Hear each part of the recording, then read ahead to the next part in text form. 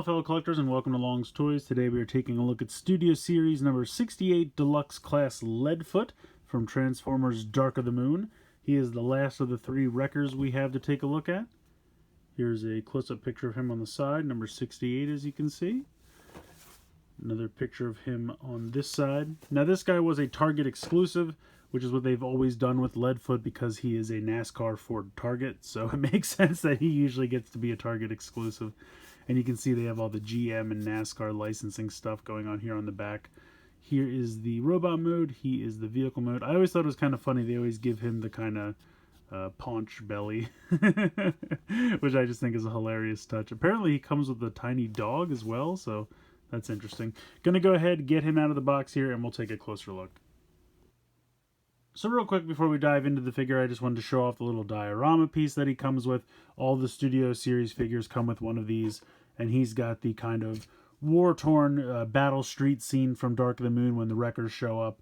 I think Topspin had something very similar, so just wanted to show that off real quick. Cool little street scene if you have the room to display with these little dioramas. I think they're neat. I don't personally, but I still think it's neat that they include these with every figure. Taking a closer look at Leadfoot out of the packaging, I guess first we'll take a look at the little dog that he comes with. Now I gotta be honest, it's been a minute since I've seen Dark of the Moon and I really don't remember this dog at all. But I mean, he looks neat. There's a lot of molded in detail. He has no articulation whatsoever though. But he's got a cool little face and some nice silver paint up here for these exhaust pipes.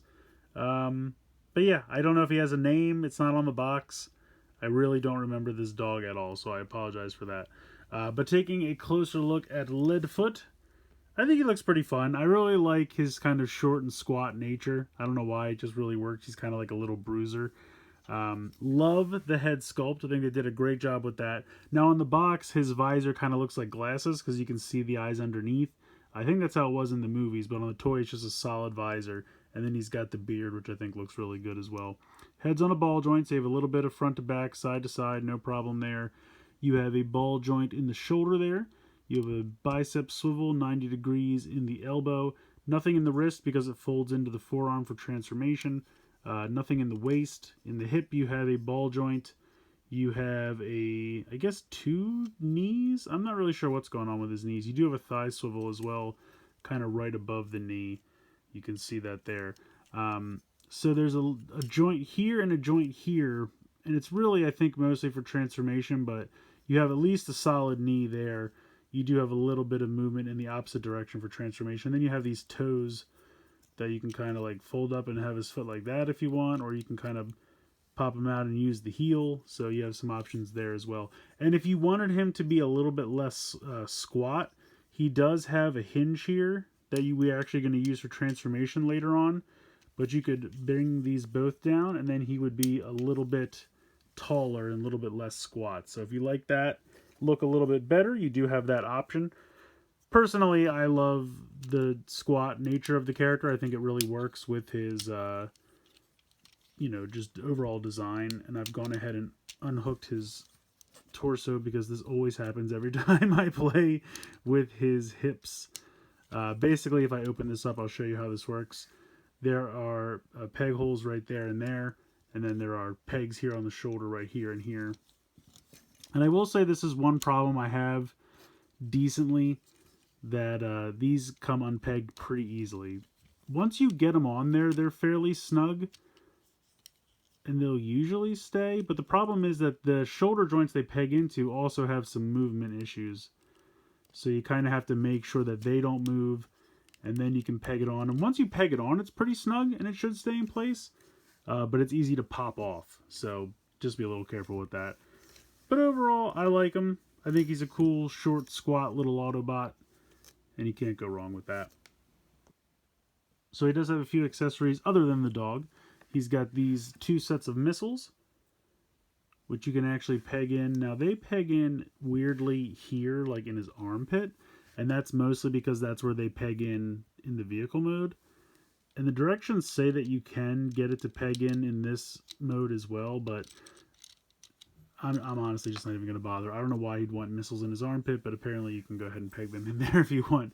A little bit more functional, he's got these tiny machine guns, which you can actually peg in here on the sides of his forearms. And I did try to peg the missiles onto his forearms as well, and they didn't really go. I guess it's not the same connection, although they look very, very similar. But you can go ahead and peg in those two little machine guns on his forearms. And then he's got this little bit larger gun that he's got two spots here near his head, so you can peg it into one of those. And then he's got a machine gun there on the shoulder. So you got a few options for extra armaments to deck him out with. You might, can I put the missiles here on the back? Kind of, but see how they don't. I believe this is where the machine guns mount in vehicle mode on these pegs here, and you can see that they don't really fit. The connections just aren't quite the same.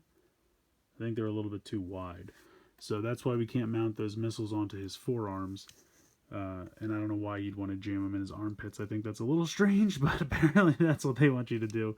That's going to be where we connect them in the vehicle mode, and we'll see that in a little bit. But yeah, overall, I think it's fun to give him a little bit more as far as firepower is concerned, and I think the robot mode actually looks pretty good. Alright, so transformation is actually not that bad. We're going to start by disconnecting the front from the back, as I showed you previously with those two connectors there. You're going to flip the head back. The whole assembly here is on a hinge, and it's a little tight, and sometimes it can be a little scary, like you're going to break it, but it does go back about 90 degrees. And then these pieces are going to go back around like that, and then this whole thing is going to flip around, and then this piece will kind of push in a little bit, and that forms the full hood of the car. So you're going to bring this out a little bit and flip out the whole back piece. That's going to be the whole roof of the car. You're going to come down here, you're going to flip up the toes, you're going to flip this up here like so. You're going to bring these down like I showed off earlier. So use that hinge to bring those down and kind of tab those together. And then you're going to bring this will go completely around like that, and you can see that the shoulder pieces here will actually be kind of part of the wheel well. This will come up and kind of kick in here, and then these will actually come around the side. You can see how they have tabs right there, and they're going to go inside there. So you kind of want to untab this and then put these around and then tab it all together and then push it down, and that's going to form the full back of the car. And then you can push this part down, and now you have the front of the car. So you're pretty much all the way there. You're going to fold the hands in towards the forearms, like I mentioned earlier. You're going to rotate this down 90 degrees, and then this is going to all come in like this, and then flip up like this. And this part's a little tricky because you have to kind of tab in a couple things here. So this tab has to go into the leg part that was there already, so you kind of bend it a little bit, but it'll go in. And then you also have a spot here where you have to make sure this tab goes inside, and it can be a little tricky. Yeah, sometimes it's easier if you kind of unpeg everything and then put it all back together.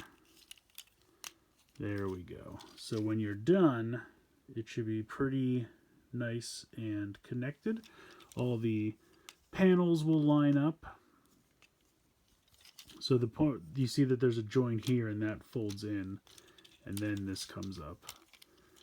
And then make sure everything fits in. And then if this comes untabbed, tab that all back together. So when you're done, all of these panels and tabs should be lined up and connected nice and tight. And there is your combined, well, not combined, but transformed vehicle mode. So I think this is actually really cool. Kind of a Mad Max NASCAR. I like the look of it quite a bit. I like the engines up here kind of booster engines. Everything looks pretty neat. Now we can bring all those accessories back that I talked about previously.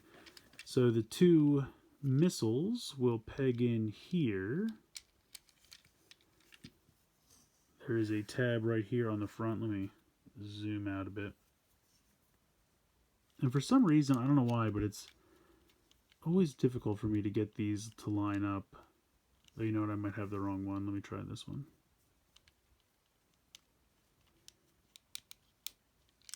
No? I don't know why these things never want to peg in. Let me try this one. I promise I've done this before. There we go. They're very difficult. And maybe it's just me. Maybe you'll peg them on with absolutely no difficulty whatsoever. I don't know why they don't want to peg in for me. But there we go. Once they're pegged in, they look pretty good. And then you can take the machine guns and peg them into those ones I showed you earlier. Right here on the side of the roof.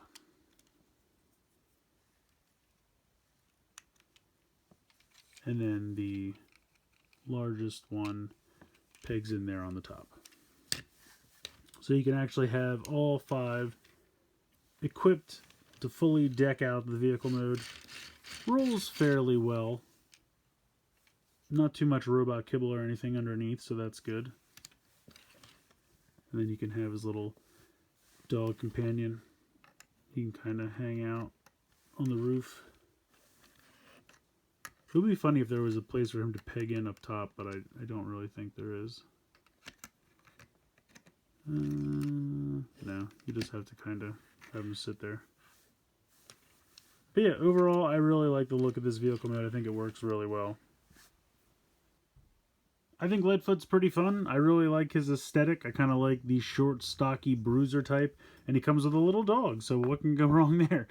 He definitely comes with a decent amount of accessories, which I really appreciate. I was a little worried at first with him being a Target exclusive that he'd be hard to find, but he's really not. I've been to Target several times, and he's always there. So if you're looking for this guy, he might even be available on their website at this point. The pre-orders kind of sold out initially, but I'm pretty sure he's around now. So check their website or check in store. Shouldn't be too hard to find.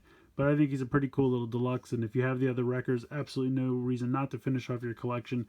But even if you're picking and choosing, I think this guy might be worth checking out. I just think he's a lot of fun, and his design just has a lot of character, which I think is really, really cool. So let me know what you guys think in the comments below. Please like, share, and subscribe. Hope you guys enjoyed the video, and as always, thanks so much for watching.